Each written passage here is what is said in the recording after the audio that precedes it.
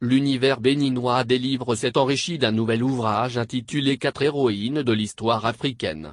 C'est en hommage aux braves femmes Candace, Nzinga, Ambé et Toya qui ont chacune dirigé par le passé leur pays et marqué toute l'Afrique.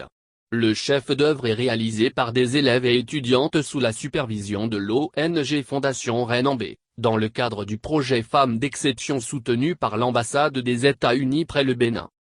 Composé de 62 pages, le livre 4 héroïnes de l'histoire africaine est 100% féminin. Il célèbre 4 braves femmes, en l'occurrence Candace, Nzinga, Ambé et Toya dont on parle très peu ou pas du tout dans les œuvres littéraires en Afrique en général et au Bénin en particulier.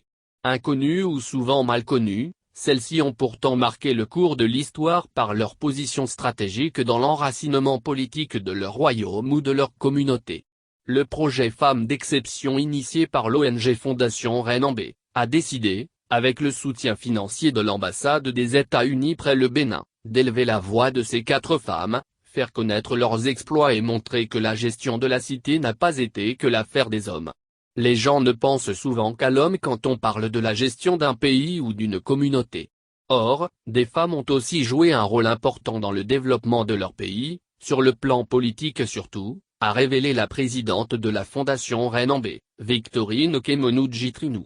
Selon elle, le projet Femmes d'Exception est initié pour aider à inverser la tendance et à donner aux jeunes filles d'aujourd'hui, des exemples de femmes ayant dirigé par le passé afin qu'elles s'en inspirent et rêvent grand. Il faut qu'elles sachent par exemple qu'au Bénin Tassi Ambé a régné sur le trône d'Ouébadodjak et qu'en Angola, la reine Nzinga, après la mort de son père, a conduit le pays. Et que grâce à Candace en Nubie actuelle Soudan, les Romains n'ont pas pu traverser l'Afrique du Nord pour descendre au sud du Sahara, a précisé Victorine Okemonou-Djitrinou.